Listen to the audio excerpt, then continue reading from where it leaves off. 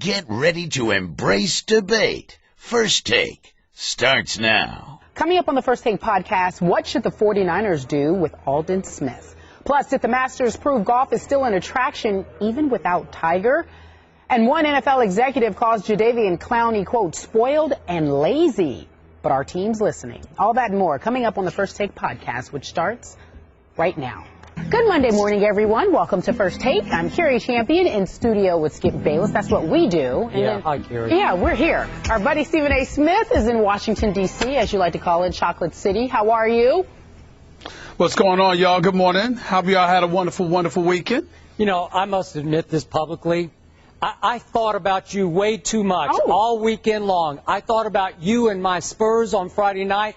I thought about you and Floyd Mayweather on Saturday night. And I thought about you and Tiger Woods all day yesterday during the Masters. Wow, he just can't get enough of you. Yeah, that is a problem that I have. People usually can't get enough of me. I'll admit that. Yeah, but I saw too much of you on Sports Center. That's all enough's I'm saying. enough. Yeah. No mas, no mas. Let's talk about what's coming up on the show today. No Tiger, no Phil, but there was Bubba and a youngster that was seemingly ready, Jordan Spieth. We'll talk about that. Plus, Aldon Smith arrested at the airport for saying he had a bomb. What was he thinking? And more importantly, what could this mean for his future with the 49ers? But first, the fight. We just discussed it. Bradley Pacquiao Part 2. Manny won in a unanimous decision in his rematch with Bradley on Saturday at the MGM Grand. But this time around, there was no doubt that Manny won. He looked the part while doing so. Manny landed 35% of his punches and afterward said he didn't want to be careless. This fight was something he really wanted. He also wants a fight with Mayweather. Take a look at this, telling USA Today Sports. I think about that, but I don't know if that fight will happen. If you ask me, 100%. I want that fight. It depends on them. My telephone line is open 24 hours, 7 days a week. All right, Skip Bayless, all things considered. Should Mayweather be afraid? Stephen A., his phone lines are open 24/7, and I don't think Floyd is going to be calling. I loved what I saw from my man Manny on Saturday night. And I will start off my little soliloquy with what I tweeted at 1:20 a.m. Saturday night / Sunday morning, maybe 15 minutes after the fight was over. I tweeted that somewhere Floyd was thinking, quote, no, I can't fight him yet. He still has too much left. As you, Stephen A. Smith, our boxing guru on this show, correctly noted on Friday as we talked to Teddy Atlas, Manny took on a really dangerous foe on Saturday night. A Timothy Bradley with an iron jaw and an iron will. A man 5 years younger than Manny. A man who came out swinging from the heels with an all-out onslaught of haymakers, trying to knock out Manny in the first couple of rounds. And what did Manny do? Even though it sure looked to me like Bradley was bigger and stronger than Manny. He was certainly bigger and stronger than that first fight that Bradley stole in the all-time robbery in the history of boxing. What did Manny do? He withstood the onslaught. And the last 6 rounds of that fight, he put on a boxing clinic, continually tattooing Timothy Bradley with combos that Timothy could not see because they were quicker than the eye. And he continued to hit Timothy Bradley with power punches that Floyd Mayweather still only dreams of. And I remind you, Floyd is 2 years older than Manny Pacquiao. They say Floyd's 37. I don't know. He could be 38, 39. He might have turned 40 before this fight started because it took forever for this fight to start. Forever. Yeah. So, final takeaway, Stephen A. What did I see on Saturday night? I saw a man whose hand speed right now is equal to a Mayweather's at age 37, and I saw a man who had punching power still that he just unleashed on Bradley's jaw. Couldn't knock him down, couldn't knock him out, but he wobbled him several times in ways that Floyd could never dream of wobbling Timothy Bradley. So, final takeaway, I saw a man who, if he is willing to step out of his role as a politician in his native Philippines, as a pop singer, as a spiritual leader, which I think he more than willing is to do, to fight this man, Floyd Mayweather, I think he would still punish Floyd Mayweather, which is why Floyd will continue to run from Manny Pacquiao. Maybe Floyd should wear yellow in his next fight. I don't know. Yellow boy. trunks? Oh, boy. Are you finished? I'm just getting wound Are you finished? up here. Let me tell you something, man. You know, you're so disrespectful, but it's all right. It's okay. You feel the way that you feel. Look, Manny was impressive. He deserves to be given a lot of credit for that. I saw the hand speed. I saw somebody that walked into that ring and was the superior boxer and the superior fighter. I thought he won 6 of the last 7 rounds of the fight. I thought he schooled Timothy Bradley to some degree. I thought that Timothy Bradley was really devoid of power because he caught Manny on a couple of occasions, but really stunned him but couldn't really hurt him. And that's the problem with Timothy Bradley. He came into the fight 31-0, but just 12 KOs. We know he's got an iron chin and he's got an iron will, even though Provodnikov nearly knocked him into another stratosphere a couple of fights back. But that boy, Ruslan, I mean, he can really hit, so he could hurt anybody at that weight division. But Timothy Bradley is somebody to be respected. He's formidable. He's not somebody that should be summarily dismissed. I've got nothing but mad respect and props to give to him. And more importantly, I think that he deserves credit from this perspective. You know, when the crowd started booing, when he talked about he injured his leg and all of this other stuff, he's an honest guy. Because if you remember, when he almost got knocked out a couple of fights ago by Provodnikov, he flat out said it. He said, I was concussed for the last half of the fight. I didn't know where I was. It was just sheer will. I mean, he really hurt me. So he's a guy whose honesty should be applauded. And when he sits there and says that Manny Pacquiao is the best in the world, I can understand how he would feel that way because he hasn't gone up against Floyd Mayweather. He's gone up against Manny Pacquiao twice. Manny Pacquiao deserved to win the first fight. He definitely won Saturday night in my estimation, and it is what it is. But when you look at some of the things that Manny exposed himself to, he was tentative for a reason. Obviously, getting put to sleep and knocked into tomorrow by Juan Manuel Marquez had a lot to do with it. So he's a bit tentative, didn't want to rush in there and expose himself and get checked with a counterpunch or what have you. And I understand that. But let's be clear about something. No matter how gifted Timothy Bradley is, no matter how much of a will and an iron will that he has and a chin and all of this other stuff, he is not Floyd Mayweather Jr. Let's put that in its proper perspective. Let's pump the brakes, calm ourselves down, and recognize that Timothy Bradley, as good as he is, as worthy of a challenger and a champion as he is and was, he is not Floyd Mayweather Jr. It's a different stratosphere. And in terms of Manny Pacquiao, I'm trying to tell you, I don't know if Manny Pacquiao would catch Floyd Mayweather. That's the issue here.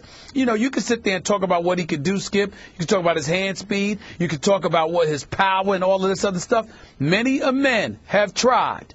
Floyd Mayweather Jr. is unblemished. He is untouched. He is undefeated in his professional career. That's the reality of the situation that everybody needs to embrace. He has not been beaten ever. Manny Pacquiao has lost 5 times. He's been knocked into tomorrow on at least 2 occasions. Floyd Mayweather, that has not happened to him. So you need to recognize that, appreciate the greatness, and instead of talking about how Floyd's a chicken and money is an issue and all of this other stuff, well, if Manny Pacquiao wants it so bad, why doesn't he accept the terms that Floyd Mayweather gave to him? He has. $40 million. He sat right here and said, I'll do whatever he wants. He said that. He said that, but if you recall, prior to that interview, I had sat down with Floyd, and Floyd had acknowledged that he called Manny Pacquiao personally and offered him $40 million up front, and Manny Pacquiao had turned it down. Manny Pacquiao didn't deny that. Now, maybe Bob Arum has something to do with it. I don't know. Maybe his son has something to do with it. I don't know. But the point is, an offer was made, lopsided or not. An offer was made to Manny Pacquiao. And just like everybody's so quick to talk about how Floyd should be willing to be, shouldn't be running from it and should be willing to give Manny what Manny wants, how about Manny taking what Floyd wants him to take, since Floyd is not just a fighter, but the promoter extraordinaire that he is? If you want Floyd so badly, accept his terms. Because I think if he accepted $40 million and that was that, I think Floyd would do it. What did he say sitting right here? He would do, what was it, 45-55? Wasn't that the split? Right. Okay, and he said, right. I will needle test. I will drug test day of fight. Didn't he agree to do that? After what all I'm the saying PED to you is allegations that were floating around out there from Floyd's camp? Floyd said he picked up the phone, offered Manny Pacquiao $40 million. His highest payday was $20. Floyd offered them double that, $40 million, pointed out how you would give your promoter, Bob Arum, about 33% of your paycheck. How come I can't get that? Here's $40 million. We could do the fight. And Manny Pacquiao said no. Pacquiao did not deny that. He did not deny that. Who is the so biggest, my point is that... Yeah, who's the biggest draw in the world right now in boxing? In the world. Not in the U.S., in the world. It would Manny Pacquiao.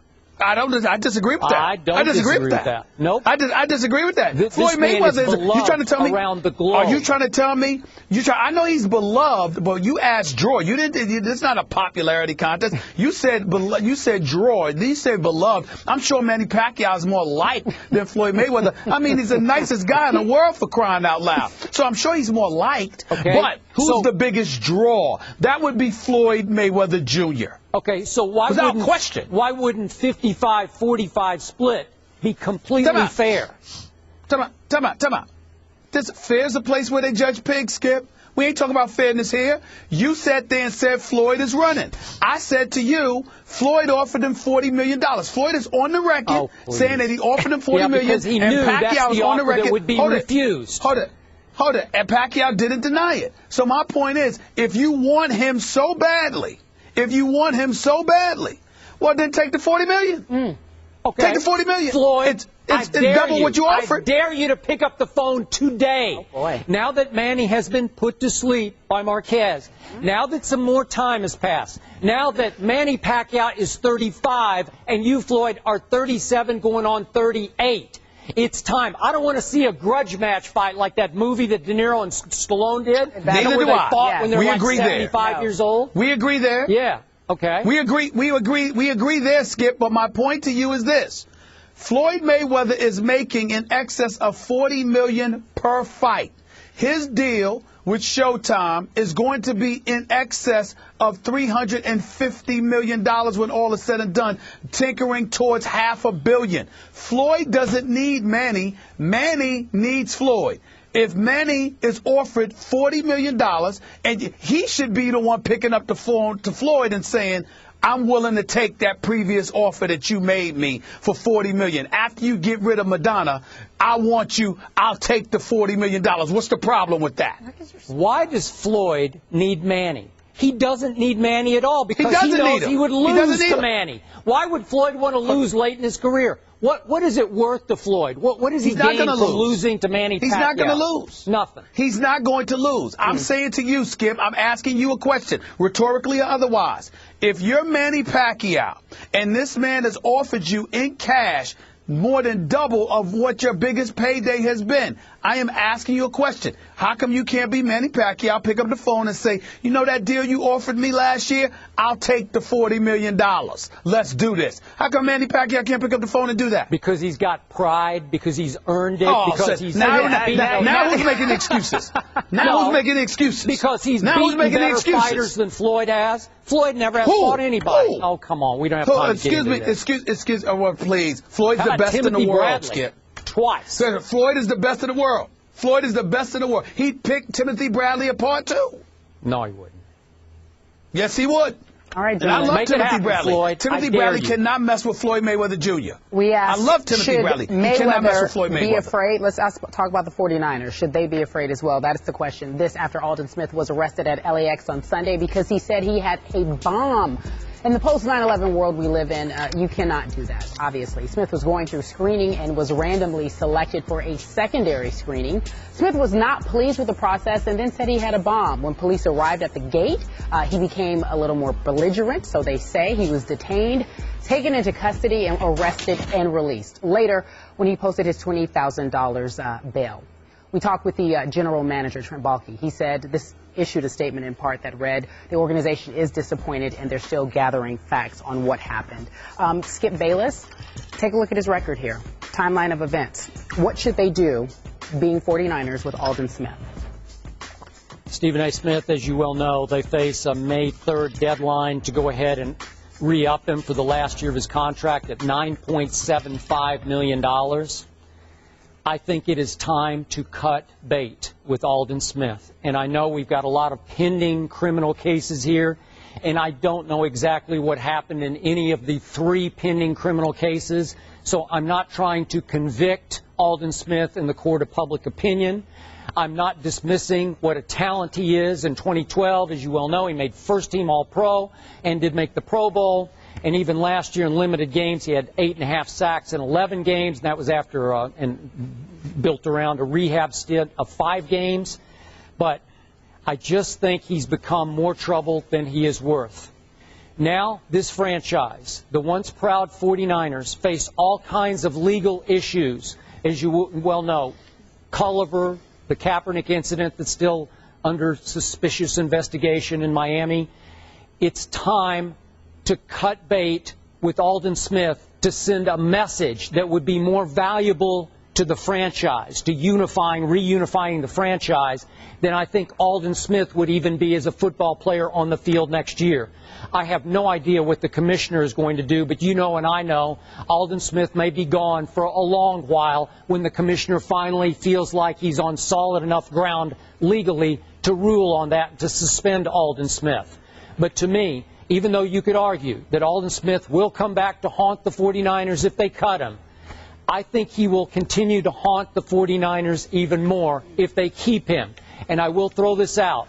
It was CSN Bay Area that reported last night that a police officer involved in the arrest of Aldon at LAX at the airport yesterday did say it appeared he had been drinking earlier in the day. Well, that's really a bad sign for a kid who's struggling with alcohol and maybe other recreational drugs. I am a proponent of America being the land of second chances, and I think that under most circumstances, people make mistakes and we should give them a second chance. I do not feel that way about Aldon Smith because I don't think it's a second chance. I think it's a multiple of issues that he's had. I think most of it clearly is relatable to alcohol, and I don't think this should be left up to the 49ers. I think that Commissioner Roger Goodell should step in and suspend Aldon Smith indefinitely until all his legal matters are resolved. Once that's resolved, then revisit the situation and go from there. I do not believe this is a situation that should be left up to the San Francisco 49ers, and then ultimately you don't exercise the option, he's a free agent, and somebody could come along and grab him. I do not believe that should be the case. I believe that the commissioner should step in the interest of the Shield, the league, and say enough's enough. I'm going to remind everybody that Big Ben Roethlisberger didn't get into too much trouble in his career. Yes, it was foolish of him to once get on a motorcycle and damage himself. But outside of that, the lone legal issue that he had, correct me if I'm wrong, Skip, if my memory doesn't serve me correctly, I apologize. But I think the one legal issue he had was being in a club and ultimately trying to get it on with some girl. And then what happened is that, there was an investigation into sexual assault or whatever the case may be. He was never arrested. He was never indicted. He was never incarcerated. He never had to go into some treatment facility or anything like that. Yet and still, he was initially suspended for 6 games, ultimately having it reduced to 4 games. Well, if you can do something like that with him, how do you sit there? Aldon Smith is arrested twice on DUI charges. The latter in which he ultimately was driving while under the influence at approximately 6 or 7 o'clock in the morning, right around the time kids were going to school. Okay, you're the commissioner. You elect not to suspend him. Why? Because he had voluntarily put himself into a treatment clinic, at which time he had subsequently missed 5 games. Even though the 49ers went undefeated in those 5 games he was out, that misses the bigger point. The bigger point was that the commissioner essentially gave you a pass because you went in for treatment. You supposedly was receiving the help that you needed. And as a result of that, okay, so you come out, you're fine, you get 12 sacks, you get about 34 tackles, you help the San Francisco 49ers get to the NFC Championship game, and now here we are finding ourselves in the same situation similar situation, rather, that you were in before. This time it was at an airport. You weren't behind the wheel of a car. But at the same time, they were saying that you were a bit inebriated. You were a bit intoxicated. I'm sorry. Something has to be done. And I don't think you leave it up to the San Francisco 49ers. I think the commissioner, Roger Goodell, steps in and he says nobody is allowed to have this kid. This kid cannot be a part of the NFL as long as he's having these problems. It's just that simple. I hate saying it because I don't like messing with people's money, Skip. Yeah. And clearly when you're that young, you know this is an opportunity of a lifetime for you. But he's finding himself in some really tenuous situations, and something has to be done. I don't think it should be left up to the 49ers. I think it should be Commissioner Roger Goodell. But I do believe that ultimately it comes down to what you're really trying to say, and that is Aldon Smith doesn't need to be playing in the NFL until he gets his issues addressed quick, fast, and in a hurry. Okay, I agree with your point about Goodell. If, in fact, he's on strong enough legal turf to feel like he can rule on Aldon, because all these criminal cases are pending. And we didn't mention, I think, forgive me if I missed this, the one, just for those who might have forgotten, that Aldon pled not guilty to 3 felony counts of illegal possession of assault rifles. So we got that one hanging over his head also. So it's triple jeopardy. And when you talk about the shield, Aldon Smith has tainted the shield. I think we can go that far no matter what happens with these other cases. It's too much going on. How is it that you're going to have somebody playing in the NFL? I mean, it breaks my heart to say this, but how are you going to have somebody playing in the NFL when they have 3 pending legal issues? I mean, come on now. Well, he can end up in jail. I know. In jail for this latest incident, and then you've got the weapons charges and the DUIs. Yeah, remember, I mean, come on. The once proud 49ers, after his second DUI last September, allowed him to play the next game. Remember that? Before he went to rehab. 2 days. And practice. And practice 2 days. Okay. That's right. All right, gentlemen. Enough's enough. No Phil, no Tiger, no worry, but it was a guy from Baghdad, Florida who won the Masters for the 2nd time. Bubba Watson dons the green jacket and wins hearts at the same time. Look at that, embracing his son while walking the greens.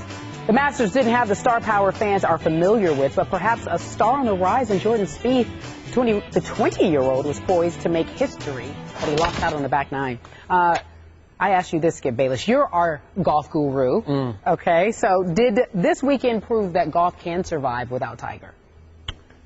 Unfortunately, Kerry and Stephen A., no, it did not. Obviously, Phil Mickelson missed the cut. Rory made it worse by making the cut and never really being a factor. In fact, Rory on Saturday, Stephen A., I don't know if you followed this, had to get paired with an Augusta member because he was the odd man out in the field, called a marker. The marker beat Rory on Saturday, 71-72. But allow me to say that if 20-year-old Jordan Spieth had held on to win this Masters and become the youngest ever to win the Masters, even younger than the great Tiger Woods, and the youngest to win a major championship anywhere in 83 years, that would have been the greatest thing that could have happened to golf since Tiger ruled golf. And I must admit, early on yesterday, Stephen A., I was getting excited because on number 4, I think you watched a lot of this, Jordan Spieth holed out from the greenside bunker. It's an impossible shot. It's a 1,000,000-to-1 shot to me, and it was a Tiger-esque blast from that greenside bunker. And all of a sudden I'm saying, wow, this kid's got real game. Then he birdied 6 in a Tiger-esque flourish. And he birdied 7 in another Tiger-esque flourish. And I'm thinking, here we go. He's 2 up with 11 holes to play. Jay Feely, our friend of the show, kicker, for the Arizona Cardinals, texted me, big golf fan and a great golfer. And Jay texted and said, are we watching the new star of the PGA right now? And I'm thinking, yeah, I think maybe we just are. And I'm thinking, I'm getting carried away at this point, Carrie. Yes. And I'm thinking, okay, we got a kid from Texas named Johnny Manziel, Johnny Football. And we got another kid from Texas who was born just a few months after Johnny was born. And I'm thinking, Jordy Golf? Do we have Johnny Football and Jordy Golf here? I'm thinking about it. And right on cue, number 8, bogey. Number 9, bogey. And Bubba Watson, who was born to win this tournament on this golf course, goes birdie, birdie. And unfortunately, we all kind of woke up on the 10th tee and said, Bubba just won his second green jacket. It's pretty much over. And look, I'm not saying that Jordan Spieth collapsed on the back nine the way, remember, Rory did back in 2011 when he shot 43 on the back for a total of 80, and it was just one of the all-time nightmarish collapses. He didn't do that. He played okay on a day that nobody really made much of a move on the back nine at Augusta. He was +3 over the last 11 holes, kind of Tiger-esque over the last 9 years at Augusta, if you will. But Stephen A. Smith, I was hoping yesterday to see the eye of the young Tiger in Jordan Spieth. I did not see that. I didn't see him stare at this golf tournament and say, this one is mine. Did not see that. And I must admit, I'm putting a lot of pressure on this kid at age 20, but it left me deflated. Well, listen, I mean, the kid is 20 years old, Skip. I mean, this was his first Masters, and obviously, had he pulled that off, only like 3 guys have done it in history in terms of their first Masters. I mean, give the guy credit where credit is due. Bubba Watson played absolutely sensational. It was the second Masters victory in the last 3 years. He was absolutely sensational, and I think when the par 3 on the 12th somersaulted into the water, I mean, that was pretty much it, even though that 4-shot swing in 8 and 9 really did Spieth in. But I got to tell you something. I mean, for me, and it's not, I'm not trying to be controversial here. I'm just trying to be honest. Yeah. It's one of those things, Skip Bayless, and it's like with what we do or what have you, whether it be with radio or whatever the case may be. You might have people, for example, really going back and forth in like a tug of war for an audience per se, right? And that's how you might get ratings. That's how you may get numbers. But there's something to be said for somebody who comes along and brings in an entirely new and different audience while still competing for the audience that already exists out there. Yep. That's what Tiger did. He did. And I don't see that from anybody. Whether it's Bubba Watson, whether it's Jordan Spieth or anybody else, what you're seeing are people who love the sport of golf, who deeply appreciate the sport of golf like yourself, and you can get caught up in that Sunday at the Masters, the greatest day in all of sports, as you so eloquently have stated it is. And guess who that day is for? Folks who love golf. Yeah. But you find folks who don't know anything about golf. Remember, I'm still learning golf. I mean, I can count on 2 hands how many times I've been on a golf course in my life. Yeah. And I can assure you that it never, ever, ever existed. It never, ever, ever happened until Tiger Woods showed up in the sport of golf. Yeah. Wasn't even interested in it. Didn't feel like I belonged. And there's something that needs to be said about it on that level. I'm not saying it's right. I'm not trying to talk about, black America, white America. I'm not going there.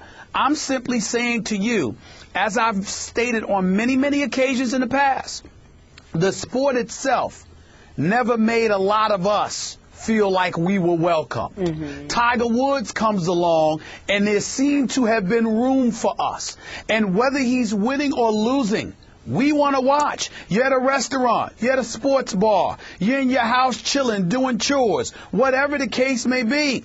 If you're somebody that's not an avid golf lover and Tiger Woods was up, you stopped what you were doing to see what was going to happen, because he brought in an entirely different audience to couple, not to replace, but to couple what already was there. And there was a level of interest from a social perspective, not just a sports perspective. I agree. That he brought to the table. And so when you look at a Jordan Spieth, 20 years old, phenomenal. You love the sport of golf, he's worth watching. Want to see what he does down the line. Will Rory McIlroy recover? Will Phil Mickelson get his groove back? Bubba Watson, can he do it beyond the Masters? All of these things are true. But in the end, when you talk about the sport being saved, in terms of it resonating beyond its regular niche avid followers, you kind of need something different. Tiger Woods represented something different. None of these guys represent something different. It's all the same little clique little club.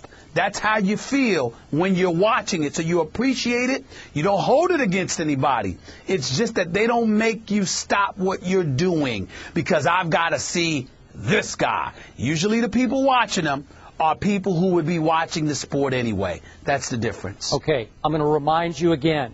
I hear what you're saying from a black community perspective. I trust me on this. My mom, who loves golf more than I love golf, loves Tiger. She was barely interested in the Masters without Tiger Woods. And I think there are a lot of my moms across America who became addicted to watching Tiger's charisma.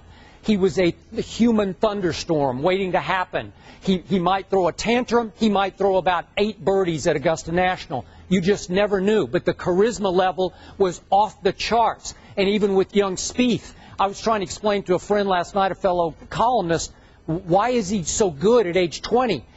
He's got no rough edges. There's no edge to his game. There's no he's not a charismatic figure, and I don't think he'll ever be, actually.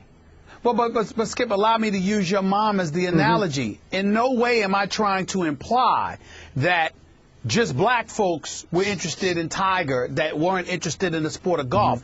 I'm saying that Tiger Woods was the walking embodiment of something that was completely different than what the sport of golf sold itself to be for so many years. So it's the fact that he's different. Whether it would be because of the color of his skin, his ethnicity, the culture that he came from, whatever the case may be, he brings in an entirely different audience. I don't mean to imply that it's just a black audience. I'm saying it could be black, it could be white, it could be Hispanic, it could be whatever. I'm simply saying those outside of avid golf lovers, they need to see and feel something different that resonates and is representative of something beyond just swinging the golf club. And I'm saying to you that in my estimation, based on your explanation, that might have something to do with why your mother gravitated towards Tiger Woods. The flair, the charisma, the fact that he was a walking embodiment of something that just spoke to something different than just the typical things associated with the sport of golf. And remember, there's nobody that does that other than Tiger. And that's remember, what I'm saying. From the start, Tiger made it very clear. What was it, Cobblination? I have all kinds of bloodlines. Don't bring that up. That's the one thing that disgusted the black community about Tiger. But again, it's the only thing. But that really did disgust us. He's got Asian, he's got Native American, lots of different bloodlines. So you're bringing in all those groups too. So in the end, Jordan Spieth would have only been a phenom because he had won at age 20 and was the youngest ever. So that would have been something to hang your hat on. And now all I got left is Bubba Watson did buy Tiger's old mansion, the Scandal Mansion. That's where he lives now. Yeah, so we got that going. Yeah, well, listen. I don't think that'll sell. Hey, don't blame the young. Don't blame the young talent. The kid can play. He's promising. Yeah. I liked him. I enjoyed watching him. There's no knock against anybody. I'm just saying to you that you know, it's not the same. That's all I'm saying. And speaking of not the same without Tiger, your column's still up on ESPN.com. You guys can go and check it out. It's called Not the Same Without Tiger. Number one would be good. You know, obviously, if we get it, it'll be good for the city. We aim for that at the beginning of the season. You know, we'd like to be seeded number one. If not, you know, we're still going into the playoffs as a positive group. Focus on Orlando. You know, for us, it's not a we're just trying to put together good basketball at this point, and hopefully carry a little bit of momentum into the playoffs. You know, still the magic number is still 1 on Wednesday night. We're going to go and play to win and try to get it. You know, but the most important thing is how we're playing. That's the magic number. The Pacers beat the Thunder 102-97 and find themselves with the 1 seed in the East. All they need is a win on Wednesday at Orlando or for Miami to lose one of its last 2 games. But the team has struggled to find its offensive rhythm. We've obviously seen that with Paul George and Roy Hibbert, the 2 team leaders. Stephen A. Smith, did yesterday's win actually mean anything? Well, I guess you can't say it meant nothing, Kerry, Skip, simply because it put them in a half-game lead. They control their own destiny. All they have to do is win. And ultimately, they have the #1 seed. They've got to close the deal against Orlando in their season finale. But at the same time, does it do anything to embolden or elevate your level of confidence as it pertains to the Indiana Pacers? I would say not. Larry Bird is on the record saying that this team has to hang its hat on defense because offensively it's challenged. We all know that. Despite Lance Stevenson recording an NBA-leading 5th triple-double yesterday afternoon, they're still sporadic. C.J. Watson played lights out, and that really, really helped them stabilize a lot of things because they haven't been getting much from George Hill as of late, even though I have confidence that he'll turn things around. The alarming thing for me, Skip, is Roy Hibbert.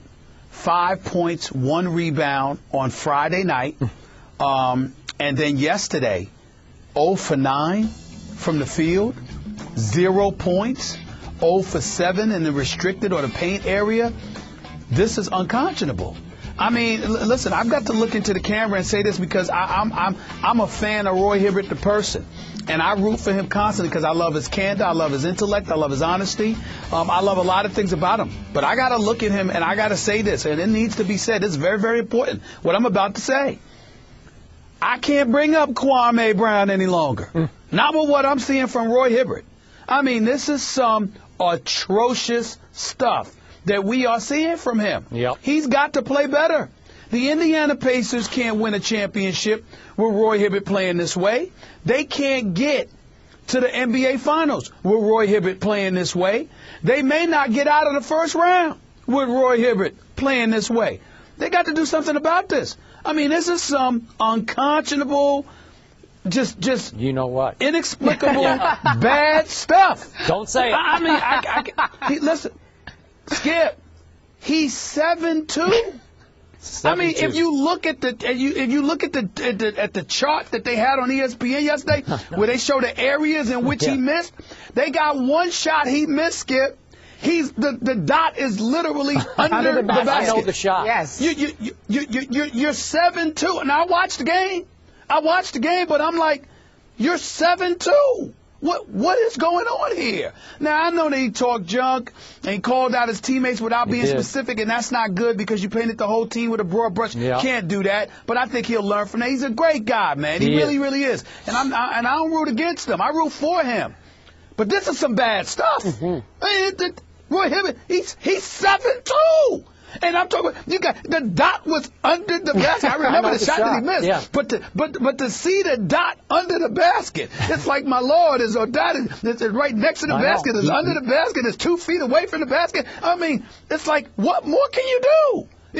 He's got to do better. He's got to do better. So I'm not overly moved or impressed by the Indiana Pacers. I still believe in them. I still believe they'll get to the Eastern Conference Finals. But let's be clear. These boys could get knocked out in the first round if they don't get their act together. You heard it here first. Okay, so you made a strong case. They well might get knocked out in the first round last Thursday when we did it, I believe. Did your thoughts a better chance of getting knocked out by Atlanta than Charlotte, though? But go ahead. Okay. Did your prospects improve just off this one game for Indiana? No. Okay. No. I must tell you, I was impressed under the circumstances with their effort yesterday on both ends of the floor. As you know, Oklahoma City's been playing at a high level, and to hold them under 100, whether it's home or away, is impressive to me. And you mentioned C.J. Watson, you did not mention Scola, but to go with them, to ride them a little bit, for the coach and the rest of the team to be able to sit back and say, hey, we played them and they responded. 20 points from C.J. on, what do you make, 6 out of 10 shots, 4 out of 7 threes. And Scola scores 10 points, making 5 out of 7 shots. And all of a sudden you go into the postseason, you say, we might be able to get some real contributions from our bench, which they need. And maybe Lance Stevenson can keep it up at this level, though I don't trust it. Right. And again, when Westbrook and Durant combined to go 5 for 21 from 3, they are highly beatable. A lot of that was closing out hard. Some of it's just they had an off day. But I still say a team that I thought that had just flat collapsed, especially after losing at Miami on Friday night and just looking walking dead pathetic, just like they were dead in the water. to come back home and win that game. If anything could save their season or turn it around, it's that win. And listening to them after the game, especially David West, who made a really nice play on Kevin Durant late in that game, what was about 58 seconds left, came off a pick. We'll see it right now. What a sweet, smart play that was to block Kevin Durant. That saved and turned around that game to me. That's a heady veteran play that they're going to need a lot more often to get out of the first round or the second round of even the Eastern Conference playoffs. A couple of things I want to point out, Skip Bayless. They still had 21 turnovers. Their guard play still has an incredibly difficult time of protecting the basketball. Yep. You're not winning in the playoffs if you can't protect the basketball. That's, to me, is their number one impediment. Roy Hibbert's got to play better. There's no doubt about that. George Hill's got to show up. I mean, he didn't attempt a shot against Miami. Yesterday, he only attempted 3 shots. You simply need more from an $8 million man starting as your point guard. He's got to be able to do something. We all know that. I want to applaud Isaiah Thomas, by the way, because he was on NBA TV the other night when Frank Vogel elected to bench the starting 5 against Milwaukee. And Isaiah Thomas astutely pointed out that the onus belongs to the players on that particular situation, because if you've got any kind of pride, dignity, and intestinal fortitude within you, you don't let the coach bench an entire starting 5 as you're getting ready for the playoffs when you still have games that you need to win. It was the ultimate statement about their mental makeup and how there's something that has to change. And it's not Frank Vogel, it's those starting 5 players. And that's what, and I think David West did a lot to help the team. By the way, Isaiah Thomas wants to come on the show, is willing to sit with us for a couple of hours. So I just want y'all to know that. He's willing to come in studio. And I told him he was welcome. So within the next 2 weeks or so, expect Isaiah Thomas to be in the house. But I'm just saying to you to say, in the end, it comes down to their makeup. Because I got news for you. I watched Miami lose to Atlanta. Let me be clear about something here. Atlanta can play. They're quick. They get at you. I agree. They've got perimeter shooters. They got a lot of heart. And I got to tell you something. If you're Indiana and you have a problem scoring the basketball, Atlanta's going to give you some problems if you end up facing them. They better beware. They better be. Louis Williams, former Philadelphia 76ers, know him well. 18 points in the fourth quarter. 3 3-pointers, hit all 5 of his shots. Jeff Teague, 25 points against Miami. You can do that. Let me tell you something. Atlanta's not a team that can be ignored. You're concluding that home court advantage in the Eastern Conference will be a bad thing for the Pacers.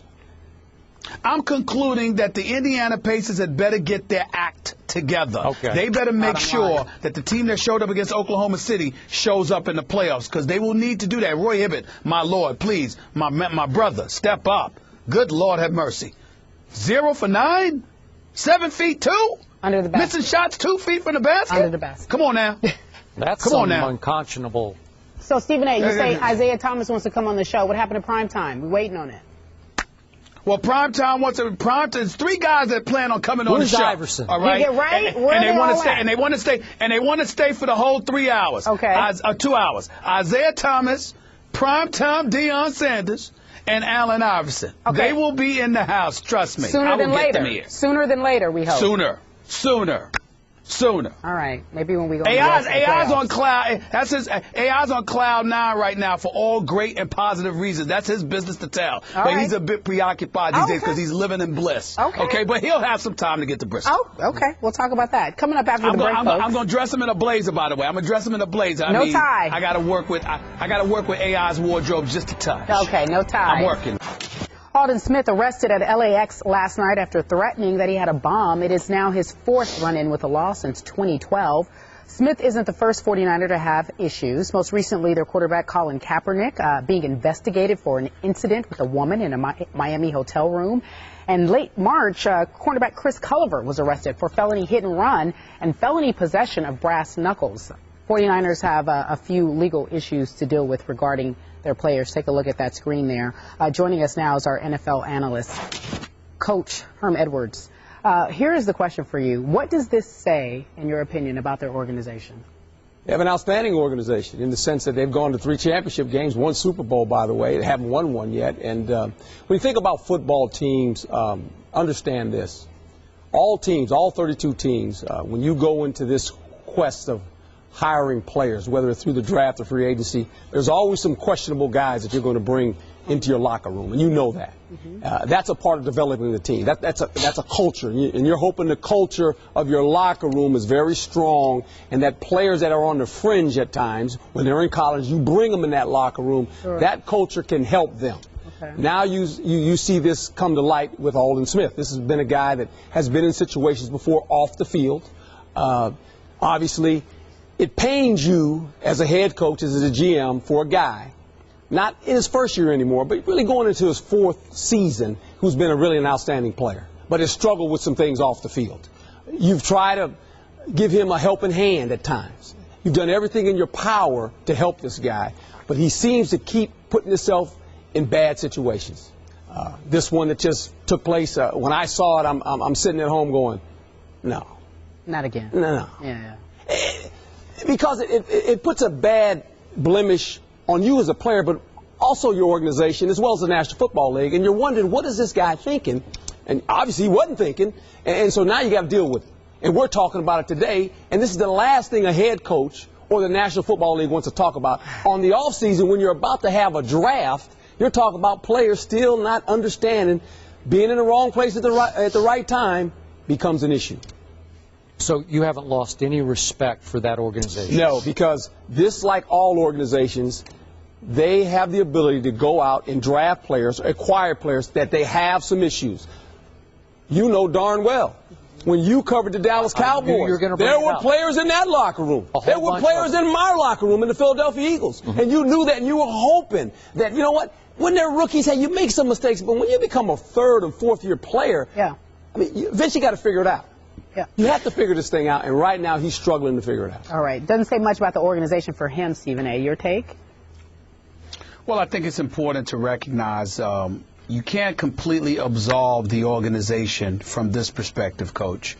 When Aldon Smith got arrested for the second time, the DUI charge, when I believe he crashed into a tree when he was driving under the influence at approximately 6 or 7 in the morning when kids were going to school, you know, they still allowed him to practice the next couple of days and play the next game before he ultimately checked himself into a treatment center.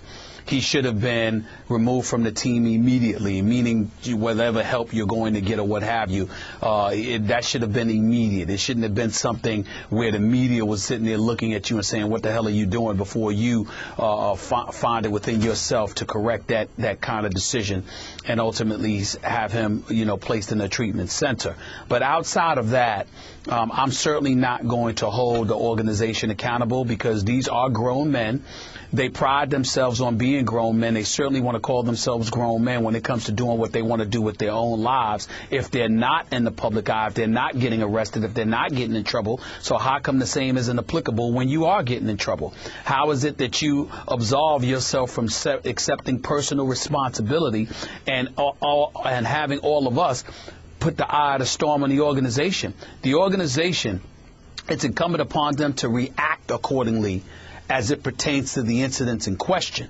But it's not up to them to teach grown men how to avoid doing things that they know good and damn well they're not supposed to be doing. And I'll personalize it a little bit, you know, and I talk about my mama, and she's the greatest woman in the world as far as I'm concerned.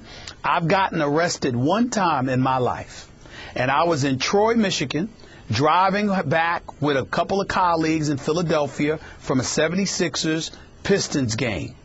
And 8 cops surrounded the car. I thought it was excessive. I thought it was completely unnecessary. I thought the charge was wrong, because I said I didn't have a suspended license. Turned out that I had paid the fine late and I owed them $15, and that's why I got arrested and had a mugshot and was thrown into jail for 5 hours. I can't tell you how ticked off I was over that nonsense. But I wanted to sue. I was ticked off. I was going off, and everybody was siding with me, and everybody thought it was excessive, except Mama. Because Mama came and she said, what did you do? And I said, what are you talking about? I didn't do anything. I was driving and they surrounded the car. She said, what did you do? Mom, I'm telling you, I was coming from the game. I was with my colleagues. What did you do? Turns out that the reason why I got stopped initially is because I was going 15 miles over the speed limit. So she said, so had you not been going 15 miles over the speed limit, they wouldn't have stopped your car. They wouldn't have surrounded your car. They wouldn't have cuffed you. You wouldn't have had a mugshot. You wouldn't have been in jail for 5 hours. Blah, blah, blah, blah, blah. At some point in time, it's about you. So if you do what you're supposed to do, then the other things and the residual impact to follow doesn't transpire. It's called accountability. And don't expect me to give you a pass if you're unwilling to accept your culpability in all of this. There's a very valuable lesson that's learned. And that's the kind of lesson we're trying to send to the Aldon Smiths of the world, to the Chris Cullivers of the world, to the Ahmad Brooks of the world, that smashed the beer bottle over the head of his teammates, etc., etc. There's reasons and rationale and explanations for doing everything if you want to get away with stuff. But in the real world, where you have to accept accountability and responsibility for your actions, it's incumbent upon us to illuminate and highlight what you can do to avoid situations from ever taking place to begin with. And that's what we're talking about here. We can't absolve anybody by putting it on the organization, because putting it on the organization absolves those young, grown men from taking responsibility for things they knew they had no business doing in the first place. It's that simple. Okay, back to Coach Edwards. You and I have been around this league a long time. You played at a high level, coached at a high level. I just covered it. But I covered some hellacious football teams coached by Tom Landry and then Jimmy Johnson, both known for their lawbreakers and troublemakers. The old Cowboys that you played, lawbreakers and troublemakers galore. I have never pretended that pro football was a bunch of choir boys, that's how you had to win football games. I know Roger Goodell would like to, again, preserve the shield, honor the shield, and I know you have stood up for the image of pro football. But here's the question that the 49ers have to ask themselves. Do you have to have some potential lawbreakers and troublemakers in your locker room to win championships in the National Football League? Because it's a tough sport that you're participating in here. That's my question back to you. Do you have to have a few? You have to have some guys that play on the edge. I truly believe that, and I truly believe they play on defense, to be quite honest. There's an old saying, you have to get those type of guys that play on the edge, and you got to be able to handle them. And sometimes it works, and sometimes it does not work. That's right. And this is what you deal with, and it's at every level. This is not in pro football. It's in college football, too. So let's make that, like my good friend Stephen A. says, perfectly clear, that you're going to have some guys, and you know that as a head coach. And I used to say it this way. There's 5 players on this team, they belong to me. Oh, okay. I got to coach them. Okay. They're my special guys. Okay. And I get it. And don't you worry about it. I'm going to keep them going on the straight and the narrow as much as I can. But as Stephen A. has said and suggested, eventually they have to be accountable. You're trying to make them better men, along with being great football players. But there comes a point in a guy's career where he has to understand, are you compromising your career because of your activities off the field? You can have off the field fun. That's great. But your career is very short. You cannot compromise your career. And right now, Aldon has put himself in a position where the 49ers have an option. Okay? Remember, this guy has, 42 sacks over 3 seasons. He's going to make $2.3 million this year. His option is about at 9. 9.75. If they choose to give him his option. Hey, guys. That's a discussion right now. Go ahead, Stephen A. I'm sorry. Guys, let me tell you something. It's not really about Aldon Smith to me. Let's take it a step further. I'm going to reiterate my point. We talk about playing on the edge, Skip Bayless. That's within the sport that you're playing in. Who the hell is allowed to play on the edge when it comes to the game of life? That's right. I mean, we have laws on the books.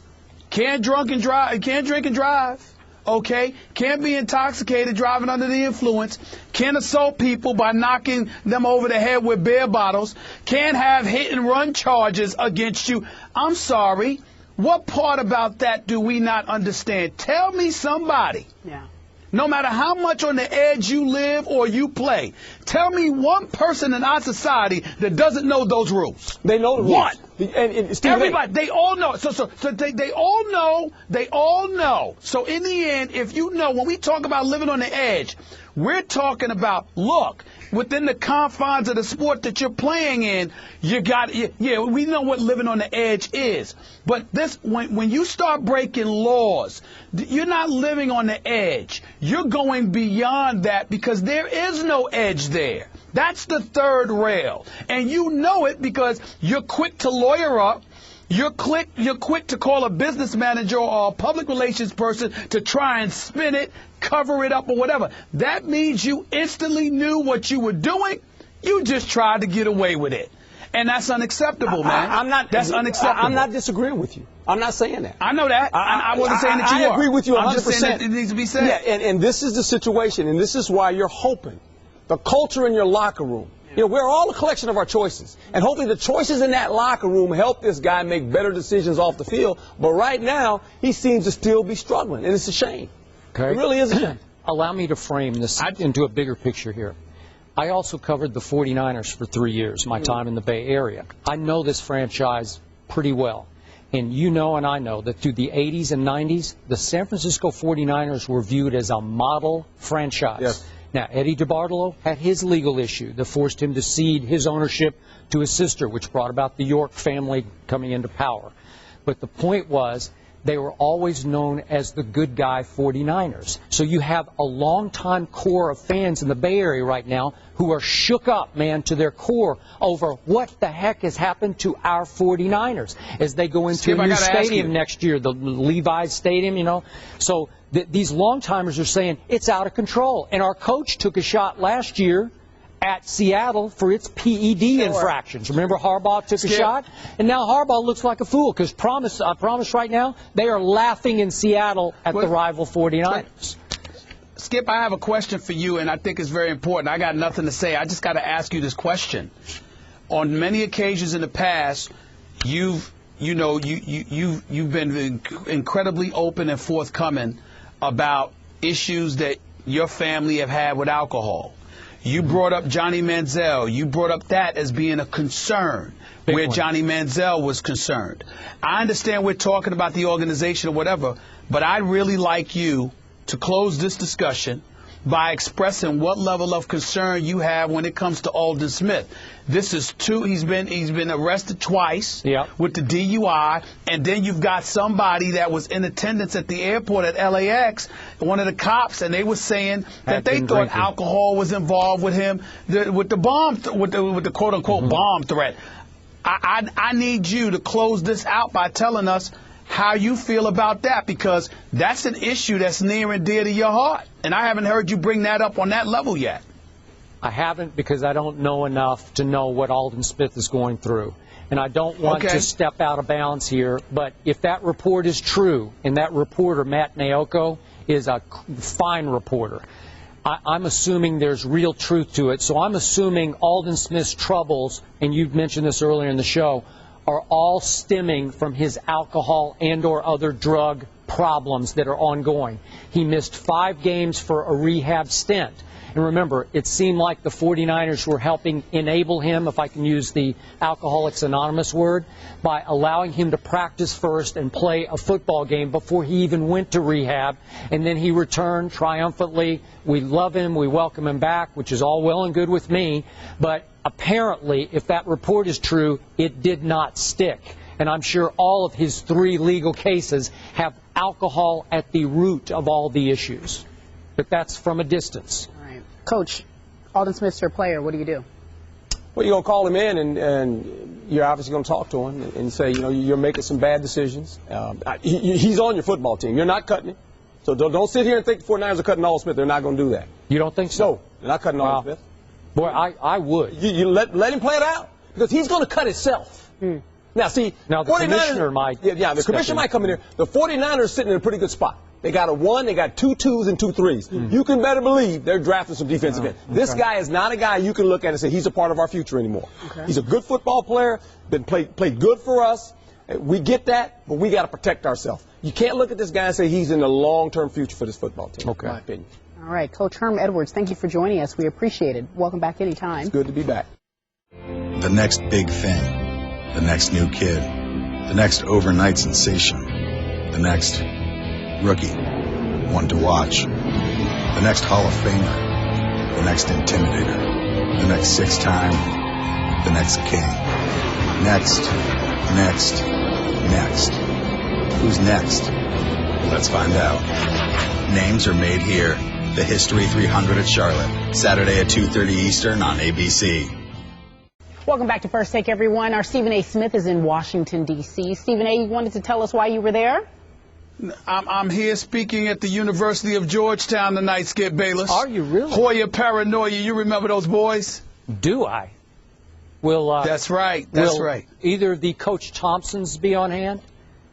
I don't know. You just never know with them. I haven't spoken to the big man, John Thompson, in a while. I miss my man. I've idolized him for many years. You know everybody loves you. I have no idea why. Why is that? They do. I have no idea why. Every school I go to, the students just one of the first things they do is ask about Skip Bayless. It's unbelievable. It's unbelievable. Let me ask you a question. Come out here with me one time, bro. Stephen A., will you see the president or no? Well, you know what? Our President Barack Obama is a very, very busy man, and I think that he's a little. I think he's a little bit intimidated by me because I would grill him. Okay. I would grill him on his basketball. I would grill him on his basketball. I think he's scared of that. So that means no. Okay.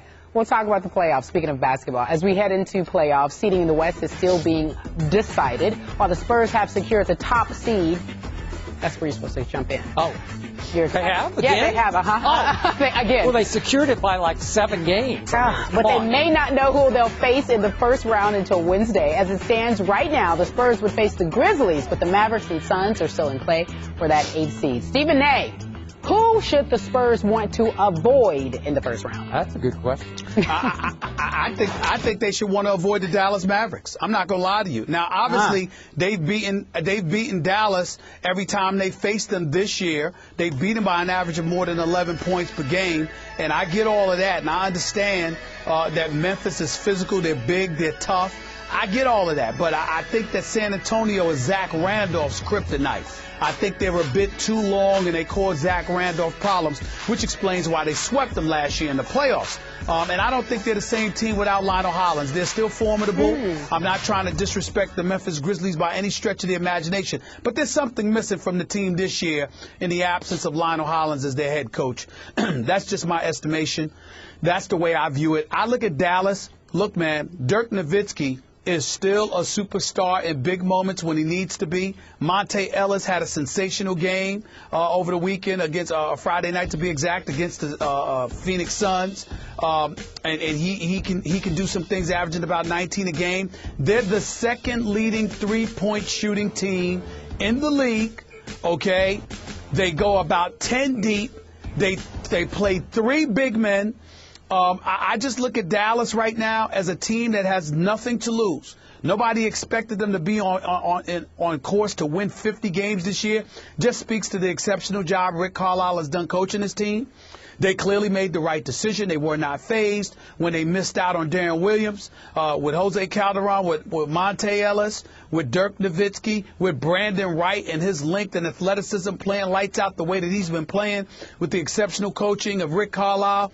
I like the Dallas Mavericks. I'm not saying they would beat San Antonio, but it would be one hell of a series. I think it would go a minimum of 6 games, and I think that would be much more of a threat than Memphis would pose to the San Antonio Spurs. So if I'm San Antonio, the team I would want to avoid, to answer the question directly, would be the Dallas Mavericks before I wanted to avoid Memphis. I thought you were going to jump right out on that limb after you have raved and raved about the job that Rick Carlisle has done with these Dallas Mavericks and every Mavericks team that he has coached. I thought you were going to actually have the courage to predict if it became Dallas-San Antonio first round, Dallas would pull it off. But you didn't go there, and I'm surprised. Well, You keep bringing up courage. I bring up intellect. I'm watching what I'm watching, and I'm of the mindset that nobody can beat the San Antonio Spurs out west but Oklahoma City, with the Clippers having an outside chance to pull it off. Nobody else comes within the ballpark of beating San Antonio, but Dallas could make it interesting. I will acknowledge that, but I'm not going to say I would pick them to win the series. I wouldn't go that far. Okay, I'm going to throw you an intellectual curveball here, and I'm going to tell you the one opponent I do fear supporting my Spurs in the first round. You know who that is? It's the team actually that played at San Antonio on Friday night. It's the Phoenix Suns. They scare me to death. And by the way, on Friday night, first quarter, they were ahead of my Spurs by 21 points. And I'm like this, and I must admit, you know me, I turned it off because I was trying to change my luck a little bit, but I just couldn't watch it anymore. No Duncan, no Ginobili, and all of a sudden, our guy, Danny Green, friend of the show, got hot. And Tony Parker got hot. And my Spurs got hot. And Kawhi started making Kawhi plays because he is the best all-around player on my Spurs and the biggest reason they have a shot to knock off the Oklahoma City Thunder in the Western Conference Finals and get back to avenge the Game 6 loss that the Miami Heat inflicted upon them last year. The Phoenix Suns scare me because Eric Bledsoe the other night went 30, 11, and 9. And listen, Gerald Green, you want to talk about athletic and explosive? He went for 27. Markieff Morris, not Marcus, Markieff Morris, who is a strong candidate, and he's been making a big case for himself for Sixth Man of the Year. He went off for 20. And I'm just like, this is untraditional athletic. It's just run and shoot. And I didn't even mention, Goran Dragic did not play on Friday night with a bad ankle. Then he played the next night. Goran Dragic, do you remember Stephen A? 2010 semifinals? Those Suns swept the Spurs, swept them in the semifinals because Goran Dragic went off in Game 3, shot them out of the gym. He is capable. They are capable. They are the surprise team of the NBA to me this year, and I would dread them in the first round. So please, Phoenix, avoid my Spurs. Well, I hear where you're coming from. I just think that Phoenix's inexperience would get the best of them because on key pivotal players that they rely upon, it would be their first go-round at that. I definitely think that Jeff Hornacek is worthy of Coach of the Year consideration. I agree. Even though I look at Greg Popovich and others and I'd say they get an edge, but he definitely has done an exceptional job. They got a lot of young talent. I'm proud of Channing Frye. Used to be in New York doing some of the things that he was doing, even though he had a key turnover Friday night against Dallas. Eric Bledsoe is a stud, which we understand why he had to leave the Clippers and go and get his money. We rave about Russell Westbrook. Eric Bledsoe is coming. Big time. Big time. Big time. No doubt. But I will say this. Let's give the owner, Sarver, a lot of credit. They were comfortable moving beyond the Steve Nash era and giving Goran Dragic that money. This dude can play some basketball. The only reason that I spoke to Rick Carlisle yesterday, Skip, and he was talking about how he had to put Shane Larkin, a rookie, in the game out of Miami. Barry Larkinson had to put a rookie in the game just to stay in front of Goran Dragic. And this is coming off the ankle injury. He needed somebody quick to stay in front of Goran because they had nobody else that could stay in front of him. So Phoenix is definitely formidable. I get where you're coming from, but they don't have Dallas's experience. And what Jeff Hornacek is learning are things that Rick Carlisle already knows, and they are devoid of that dude that they could give the ball to and say, take me there. We all know Dallas has that in the 7-foot shooter known as Dirk Nowitzki, who's going into the Hall of Fame one day. So that's why I give Dallas the edge over Phoenix. But I'm not going to dismiss Phoenix. I get where you're coming from, but I don't think they're going to make it. I think it's going to be Memphis at the 8th seed. Okay, I will step out on the limb right here, right now. If it is Dallas or if it is Memphis, my Spurs will beat them fairly handily. It might take 6 games in either case, but I believe they can beat both of them. It's a traditional matchup. It's one the Spurs would certainly respect, but not fear.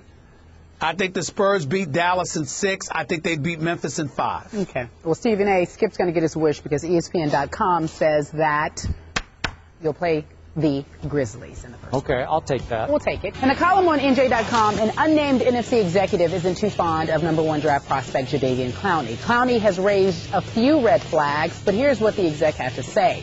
He's spoiled and he's lazy. He's never worked hard a day in his life. Now all of a sudden you're going to give him a bunch of money and expect him to work hard? I don't see it. Some team will fall in love with him. But wait and see. Just wait and see. I just don't think you can count on him. I'm betting the under on him. Stephen A. Smith, another report that says his work ethic is in question. Your reaction to this one? It's unfortunate. It's real weak. It's trifling as far as I'm concerned. Some of these NFL executives really get on my last nerves, to be quite honest with you. I don't like them any more than they probably like me, which is not to say much. And when I give a damn, I'll be sure to let you know. I just think that it really, I have such a level of disdain for them because think about how he said it. He doesn't say, I heard. He doesn't say this is what we're being told, because that's fair game.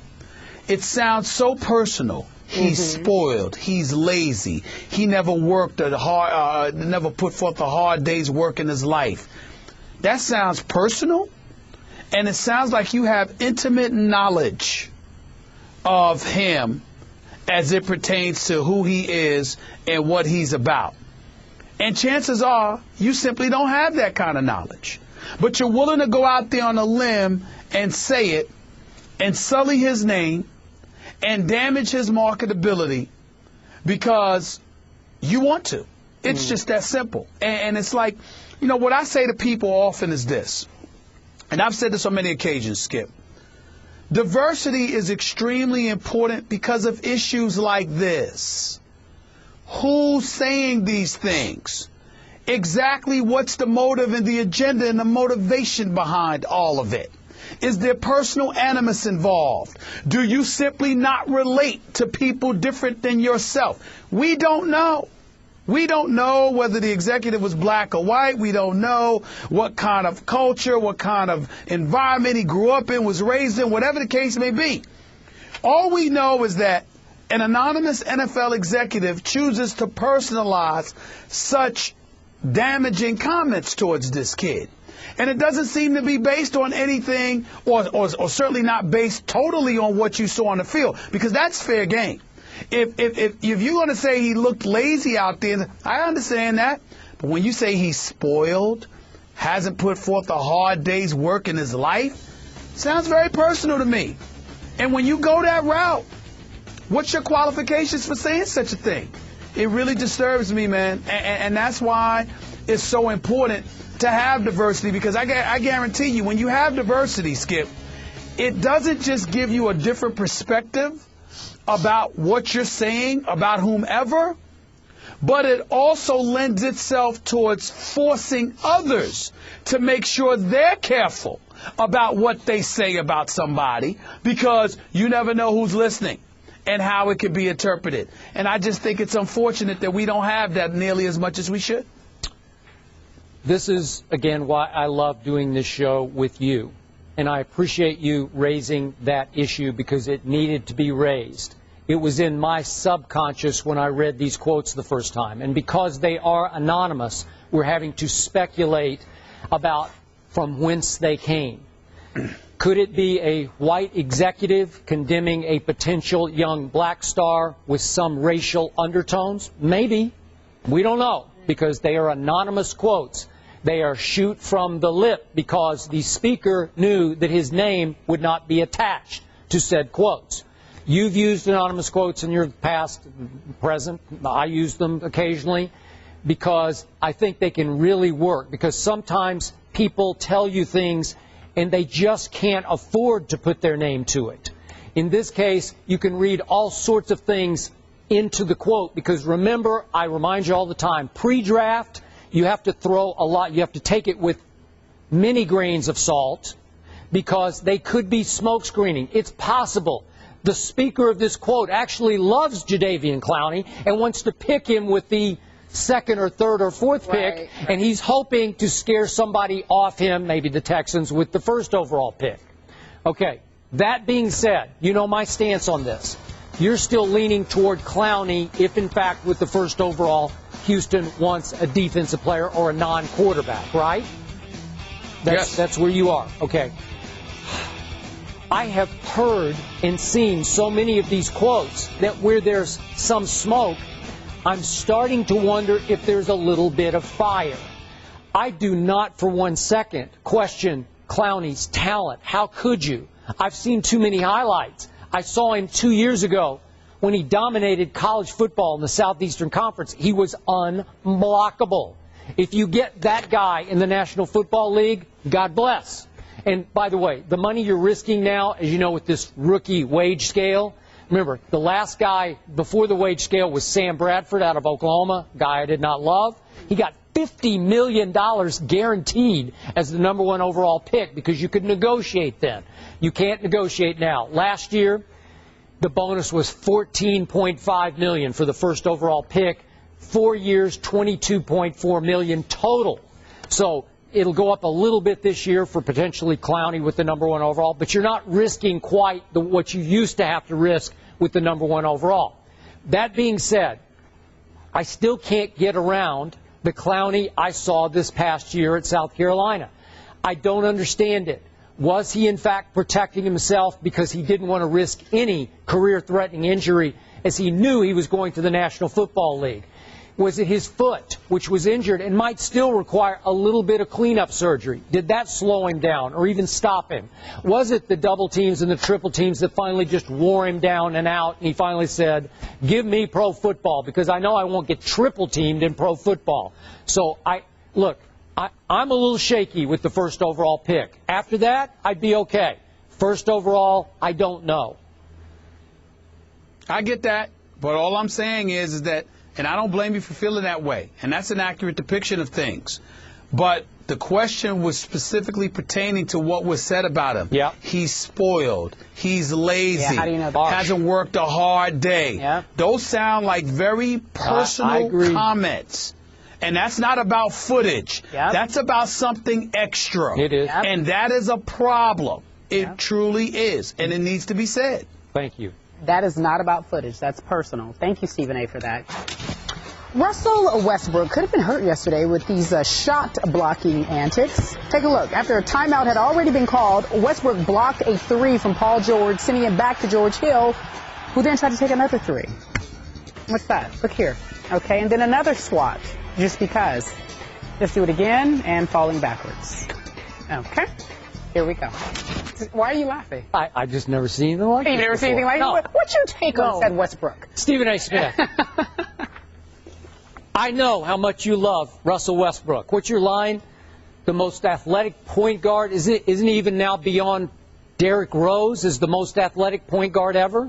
I'm with you on that. Yes.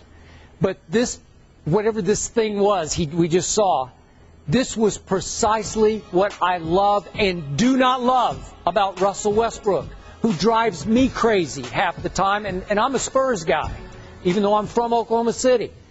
Stephen A., I love the warrior spirit in Russell Westbrook. I love the rage he plays with, the rage to dominate. I love it that he did what we've seen other stars in the league do. Say, no, post-timeout, you're not going to make that shot, even though it doesn't count. But he did it twice. He said, I'm not even going to let the second shot go through your net, Indiana Pacers. But think about this, Stephen A., the second time he goes up and gets his hand caught in the net. We're almost to the playoffs. He could have broken a finger very easily. And God forbid, he's had 3 knee surgeries in the last 9 months. And he still can't play back-to-backs because of that troublesome knee. And he comes down awkwardly, and I'm sure his GM and his coach and his ownership are all just saying, what are you thinking? Because he's not thinking. And you know and I know, Russell Westbrook makes such poor decisions on the basketball court, usually during play, this one post-play. And I'm saying, again, I don't wish injury on anybody, but as a Spurs guy, I'm thinking, Russell, you could have taken yourself out for the whole playoffs. I would have actually liked that. But I would hate to see you do it that way. What are you thinking, Russell Westbrook? You're not thinking. What do you want me to say, Skip? I mean, I can't accuse the man of thinking, because clearly he wasn't, and clearly those concerns that you expressed are legitimate. If Sam Presti, if Scott Brooks, if anybody was feeling that way, I couldn't blame them, because I was looking at him saying, "What are you doing?"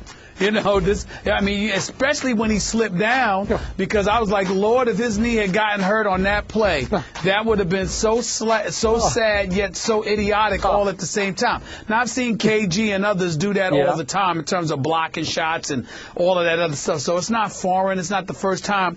But I love Russell Westbrook, man. I mean, I think the dude is big time. He could be on my team any day of the week.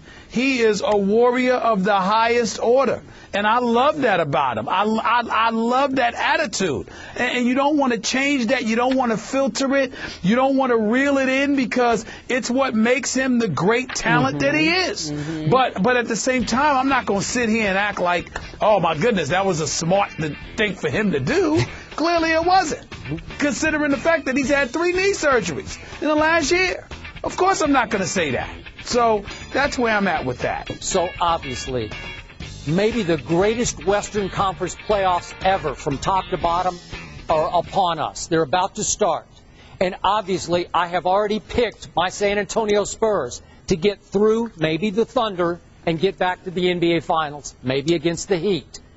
This play is my one hope that I'm holding out. Oh, it shows me that there's still one rock rattling around in Russell's head. Just one rock. I thought there were none. I thought he had grown completely up and he was playing with real maturity. But that one rock that rattles around in that kid's psyche, it gives me one little chance, because I don't think my Spurs can match up against these guys unless Russell just goes haywire, just goes crazy. Well, no, it's my only shot. Listen, I'm glad you brought that up, because Russell Westbrook deserves credit, because his decision making has improved. He has become even more formidable, and his competitive fervor is going to make him that much more lethal, because if he's that way with shots that don't count, imagine how he is during that 48 minutes, which is something the San Antonio Spurs will have to be very concerned about. They're going to have to figure out a way to stop somebody that I deem absolutely, positively unguardable.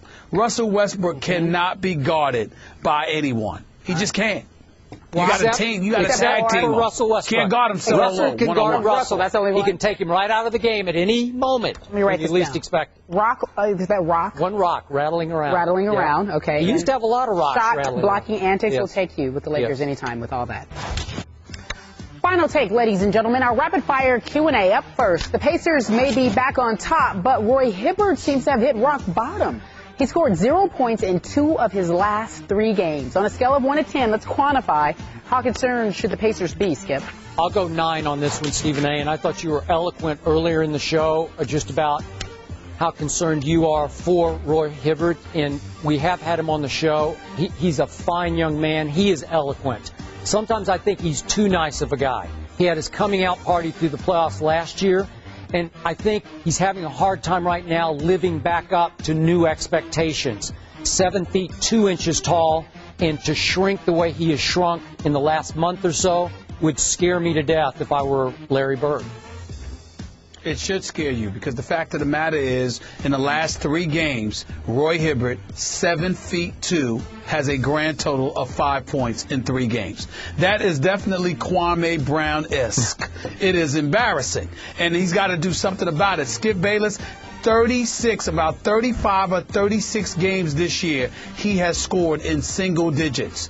This is a guy that is a former All-Star. Yep. He's 7 feet 2. He's formidable. He's got David West and Paul George on the front line with him. Now, he's shooting a career low in field goal percentage shooting, and he's second. The only time he has shot less per game is his rookie year. So that may have something to do with it. But there is nothing that explains a dude that's 7'2", that's a former All-Star, that has a grand total of 5 points in the last 2 games. It's inexcusable. And, oh, by the way, he had played 33 minutes the game. He scored 5 points. And he played 27 minutes when he went scoreless. And only 9 minutes the game against Atlanta when he went scoreless. It doesn't make any sense. I don't understand it.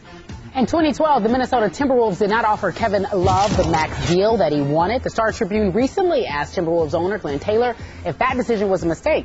Taylor responded by saying he wants one more year to answer that question. Bayless, is he right? I agree with Glenn Taylor on this one. I'm not yet sold on Kevin Love. I've told you that before. This is now 6 years in the NBA, and Kevin Love has yet to lead a team to the playoffs. And I'm wondering, is he that difference maker? I know he's going to eventually hit the free agent market, and the Knicks want him, and the Lakers want him, and everybody wants him because we know his double-double skills. But is he that guy who lifts that team into the playoffs? I'm just not sure yet. Well, I don't blame Glenn Taylor either because I don't think he's that caliber of a superstar. I think he's a star in this league, but he needs a complementary piece. He needs somebody on his level or a little bit above it so he can feed off of it. But what I would say to Glenn Taylor is that, look, man, you don't have too many people clamoring to come to Minnesota. So when you got to be careful about what you're saying here because, yeah, you may be fine with losing Kevin Love, but who you're going to get to replace him? That remains the question. I want Kevin Love on my team, I can tell you that much. Word. LeSean McCoy was at LAX over the weekend when TMZ caught up with him, and they actually asked him a question, and he had some interesting comments about one Tim Tebow. Let's listen. So Tim Tebow, you would not agree with. I was trying to use examples, I guess. My son, too. I'll take my son over Tim Tebow. Oh. All right, so Skip Bayless, help us out. What was his reaction? What was your reaction to what he said? Man, LeSean's 2-year-old must be a dynamo, Stephen A. You should sign this kid up because he could play quarterback in the National Football League right now. Because I know Tim Tebow can because I saw it with my own eyes. I saw him win 7 out of 8 games. I saw him take a dead-in-the-water team to the playoffs and win a playoff game against your Pittsburgh Steelers. So, LeSean, way to go. You got a prodigy on your hand. You should send him straight to the National Football League because he might be able to save the Jaguars right now. Perhaps. Right? Might have been a slight engagement into hyperbole, but slight. It was still slight because the fact of the matter is what LeSean McCoy said was emblematic of what most people in the NFL feel, and that is Tim Tebow was a hype machine, but he had no business on their level because he's not a quarterback on the NFL level. It's just that simple. I wouldn't have gone as far as to do that because Tim Tebow's such a nice guy. Why insult him so flagrantly? It was a low blow. But it's not like LeSean McCoy was saying something that most NFL players don't feel. All right, quickly, friend of the show, Chad Johnson. Ocho Cinco will work out tomorrow for the Canadian Football League's Montreal Alouettes. Good move or what? not? Where did that come from? Berman says that. He goes, okay. Is that a good move? Stephen A. Smith hurt me when I heard this. You know how much I believe in Chad's talent. I know he gets a little too full of himself off the field, but I didn't want to see it come to this. I still think he has some left to play for an NFL team. He obviously had a bad situation that he fell into. We know all that. Don't need to dredge it all back up. But for him to have to go reprove himself in Canada seems even beneath Chad's dignity at this point. I disagree. I totally disagree with you. Matter of fact, I'm proud of Chad Johnson because that shows he was listening to me. Remember when he came on the show and I brought up the Canadian Football League and he wanted to throw something at me? Now he's listening. Why? Because it's not about his skill. We know he could play. It's about his discipline and how committed he's going to be. And NFL teams weren't willing to take a chance on him because he got caught up in that reality TV world and essentially embarrassed himself because of it. So it's good that he's going to Canada. Remind the world how good you can play football, and then he'll be back in the NFL. Very simple. Chad, I'm still with you, brother. Oh, that's sweet. That was very sweet of you, Skip. You can catch First Take Monday through Friday, 10 a.m. Eastern, 7 Pacific on ESPN2. The next big thing, the next new kid, the next overnight sensation, the next rookie, one to watch, the next Hall of Famer, the next intimidator, the next 6-time, the next king. Next. Who's next? Let's find out. Names are made here. The History 300 at Charlotte. Saturday at 2:30 Eastern on ABC.